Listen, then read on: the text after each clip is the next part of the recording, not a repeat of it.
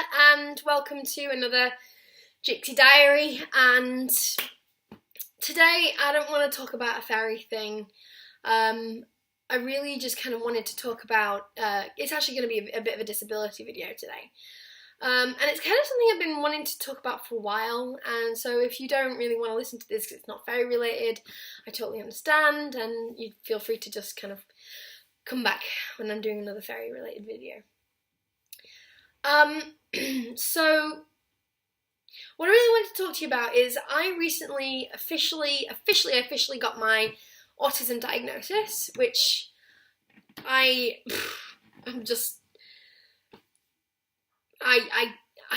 completely bowled over by it, really. I had an appointment at the diagnosis centre for autism, and I got a letter through saying Jixie officially has autism.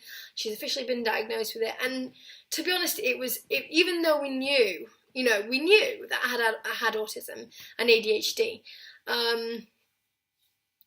We've known for a long time, years. We fought so hard to get this diagnosis, and it's finally happened.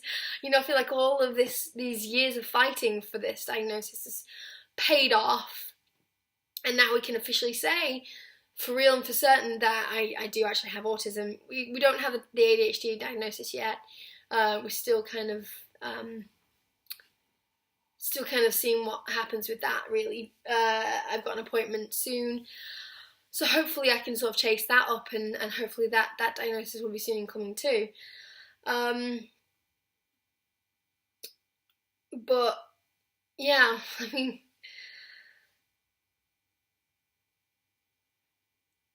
I feel like so much has changed since I got this diagnosis. Because I feel like, everyone doubted. I mean, not everyone, that's kind of a bit of a bold statement to say that everyone doubted. Many people in my family doubted that I had autism. I had a few people say, no, you don't have autism, you're just using that as an excuse for, bad behaviour, and, kind of, some people just completely ignored it and pretended that it wasn't the case. And, a lot of people would just prefer to believe that I'm just lazy, badly behaved, undisciplined, and all of the things, really.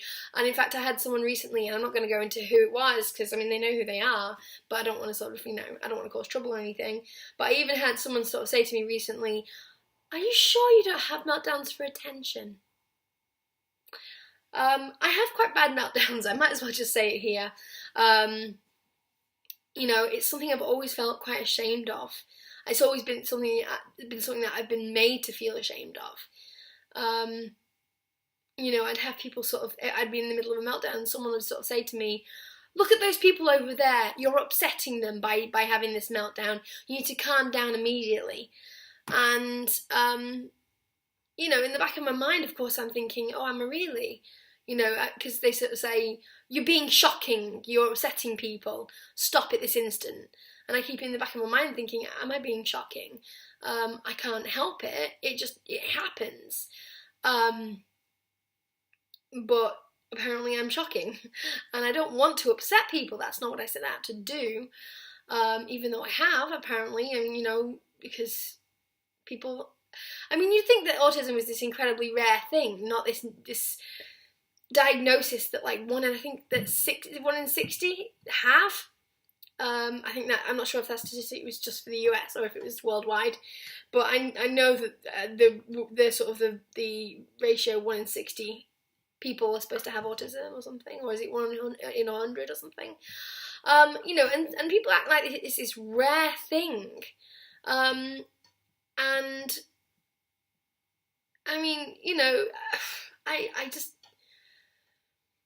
I'm tired of feeling odd. And I'm tired of those words being thrown at me, like retarded and odd and weird and a moron and, so many other more offensive ones that I'm not even going to go into them, because I just feel like, you know, I don't even like saying them, let alone having to let you hear them. So, you know, and I don't like hearing them. I just,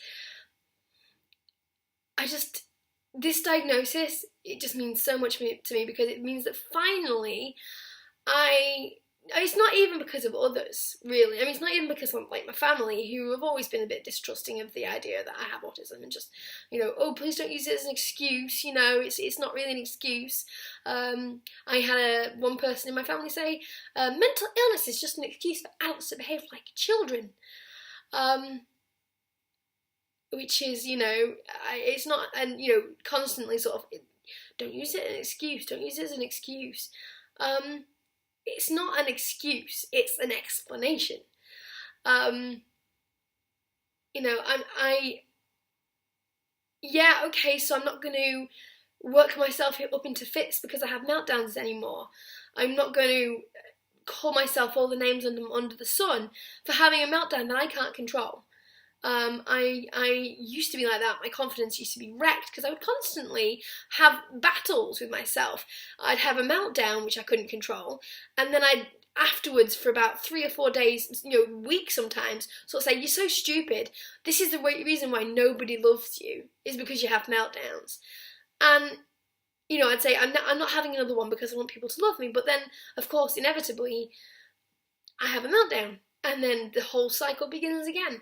And, you know, I'm not going to wear myself up into a fit about it anymore, because I just feel like, why work yourself up into a state about something you just can't control and can't fix? So I know this is kind of a bit of a long story, I guess. But I really wanted to talk more, because obviously I did do the backstory of, like, my life and my autism diagnosis, and, well, it wasn't a diagnosis back then, it was just really a thought, and just something we were pursuing, that the doctors always sort of said, yeah, we're pretty sure you do have autism, but they needed to do more tests. And now this is an official thing. So I know I've done a backstory about that, and about my school life and how things were, and, you know, how I really struggled with anger about this thing that I couldn't control. I always used to say that it was like I was two people.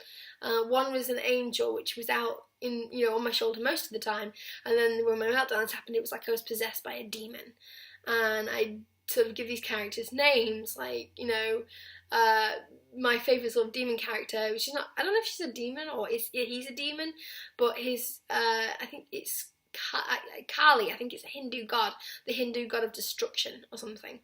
And I read about this god of destruction, and I sort of thought, this is perfect, because when I have meltdowns I can get quite destructive. I never hit myself or anyone else. I've never hurt myself or anyone else, but I can get a little bit destruction of property-y. And I guess that for an onlooker, I mean, you know, I'm not denying the fact that for an onlooker it's pretty scary. You know, I'm sure that it is a little bit, like, nuts. And, you know, people that are close to me have sort of said, you know, that aren't members of my family, have sort of said, yeah, it's really scary. You having meltdowns is pretty scary. You know, when, you know, I've never had a massive meltdown in front of anyone, really. I don't think. I've had medium-sized ones and small ones, but even those are apparently pretty scary. So, yeah, and when I sort of have them, it's like, I mean, the way that I best describe it, and I kind of wrote a poem about this, actually, kind of to some degree. I'm saying kind of a lot, sorry. But it feels like a tidal wave. And as the tidal wave is rising and rising and rising, it's like you're trying to swim to catch your breath, to, you know, just gasp a little bit of breath, like just trying to lift your head up and try and gasp in the last little bit of breath before the ocean rises over your head and the air is cut out, and all you can think about is just trying to keep your head above water. And that's kind of, it feels like you're drowning, basically. And And that's kind of how I feel. I feel literally when the meltdown is coming on, it feels like I'm trying to keep my head above water and desperately trying to keep from drowning in this kind of tidal wave of emotions, and feeling just overwhelmed by those emotions. And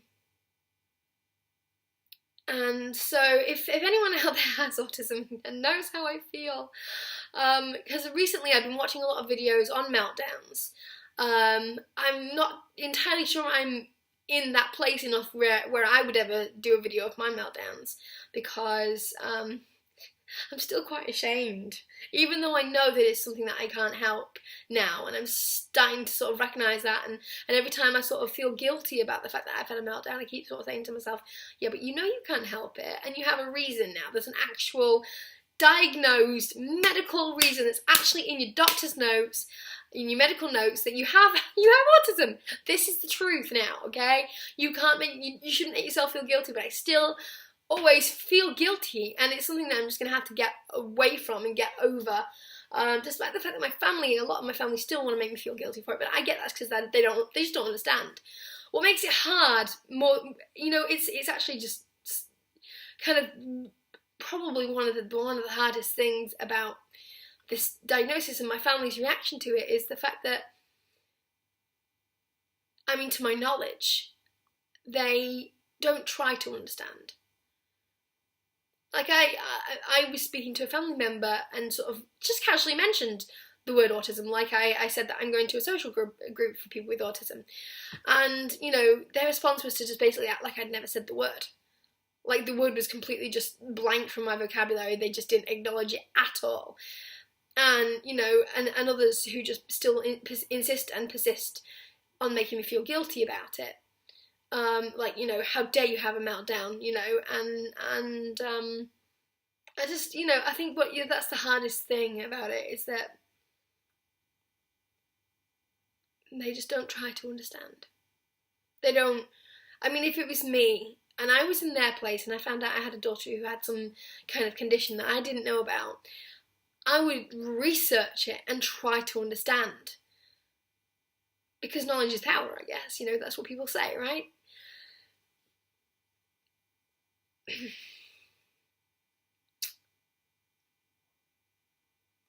But I feel like they don't try. And that fact is the most hurtful thing.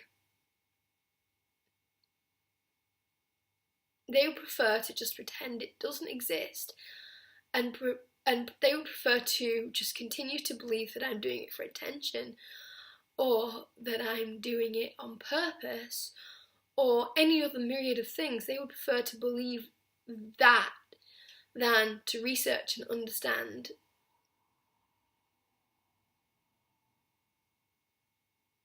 And I even had a member of my family sort of say, well, how come you're not cured by now? You know the reason for it, so how come you're not cured by now? And it's just ignorance. And ignorance is is something that I hate, but it's ignorance that isn't. It's the ignorance of a person who just won't even try to become unignorant. I don't know what the right word is for that. Unignorant. I don't know, but it's the person, or enlightened, I suppose is the right word. The ignorance of someone who won't even try to change that. And that's worse than ignorance. That is, because I like to think that if it's a lot of people, if you're ignorant about something and someone sort of says, oh, that's kind of ignorant, you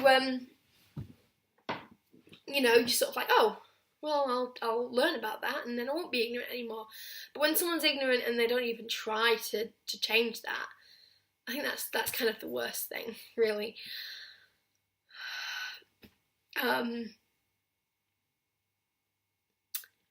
And I just kind of I love doing these videos where I'm just kind of real with you, because I know you guys are a really sort of accepting bunch of people, and I've shared my sort of self with you. I've done disability videos with Dan, where I sort of shared a lot of my sort of thoughts on being partially sighted. And I've done my videos about, you know, showing my canes, and I've done my videos showing, you know, talking about autism and ADHD, and, you know, and I love these videos where I just sit down and talk to you kind of about, you know, my feelings, and you guys are just so accepting. You never say, oh God, she's being a bit too emotional, or oh God, she's going off on one again. You know, you guys are the reason why my confidence has skyrocketed since I started actually showing my face on these videos. You know, obviously some of you might remember, I think I've deleted most of them because I'm quite ashamed of the fact that I didn't, I shouldn't be ashamed of myself, but I'm quite ashamed of myself about the fact that I didn't show my face, because, but I guess not ashamed exactly. Well, I guess it's just that I want to separate myself from the past of a self that was not very confident, that was not aware of this diagnosis and aware of the possibilities and what I was capable of. So, you know, but it was since the first time that I decided to show my face on one of these videos, and you guys have been just so supporting and loving and understanding, and you know, you guys are the reason why I sit and do this all of the time. And I've done the song to kind of hopefully show, at least in a small measurement, how much you guys mean to me and your support. And I cannot believe that I think it's 172 subscribers that I have last time I checked. You know, it feels like only yesterday that I only had like 4, and then 10.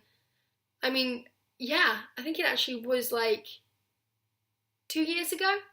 2 years ago, wow, that I had 10 subscribers.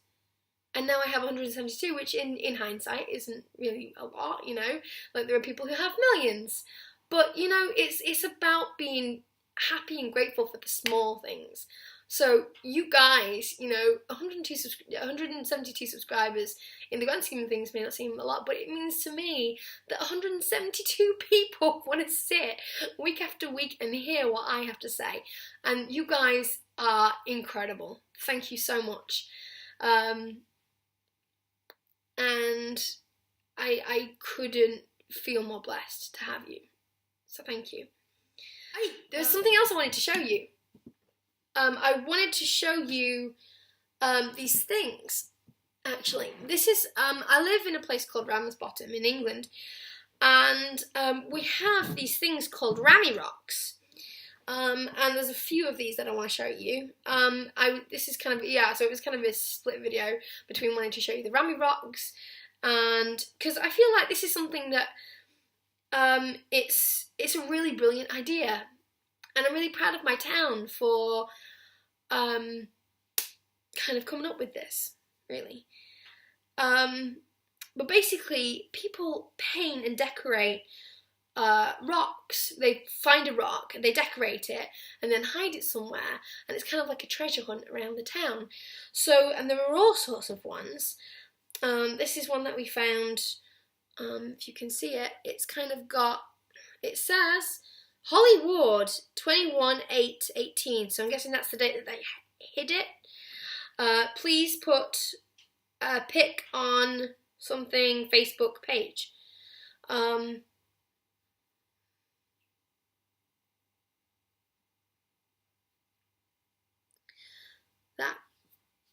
So it's not a pic, it's a video. So, and then it has, if you find me, please re-hide me. So then you find them, and then you re-hide them in a completely different place, and it keeps going on. And the good thing about it is that not only do you find rocks and then re-hide them, and then the next person can find them and re-hide them, and it just goes on, and then one rock can find its way to so many places around the town, but you can also decorate new ones. In the case of Molly, I think this is Molly's, which is, she made it look like a boat, and I can kind of see it. Well, it actually took Jinx to help me see it, actually. I didn't see it, but now I do. I see the boat. So you can also make new ones. So we did that one, And this one, I think, do you know, maybe Molly can explain in the comment section what this was supposed to be. It looks kind of like a moon and stars. Your interpretation. And then this one's just a spotty dotty one. And then I did this one, which says, "We love Ramsbottom." And we're gonna just kind of hide all of these. It says, this one says, I can't actually read it. I'm not sure who's writing that is. If you can read that, someone please let me know what it says. And the last one is, this is, I think it's supposed to be a galaxy. So yeah, if you can see that, if you can, you know, use your imagination for that one.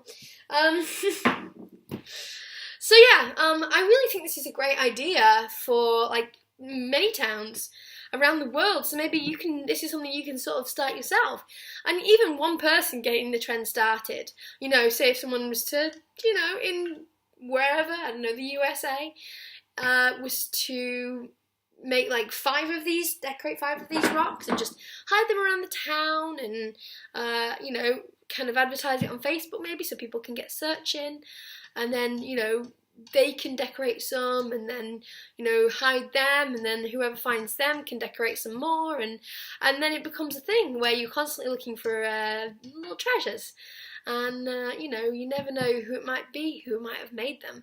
And the good thing about the Rammy rocks here is that not only is it, you know, just kids and random people that make them, but there's also been artists that make them, and some of them actually are really, really good.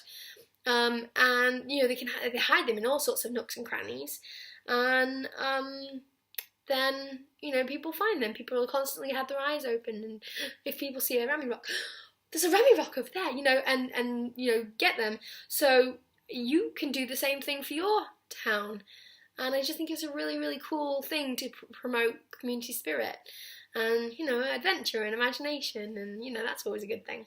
As you know, I've stopped being a fairy and I'm a Selkie now. That's what I wanted to do for many reasons. As I explained, I had an argument with Heart, and I've been having a few problems with fairies for a long time actually. So it was something I've been wanting to do for quite a while, and I really wanted to devote more. Well, I just, you know, fairy school took a lot of time up for, you know, for me it took up a lot of time, and I wasn't really getting on with a lot of people there, and now that Heart and I are not really friends,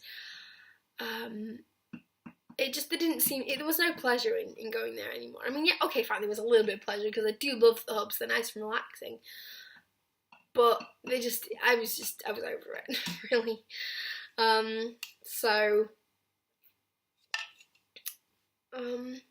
Yeah. But I will still try and you know, answer your questions if you have very related questions.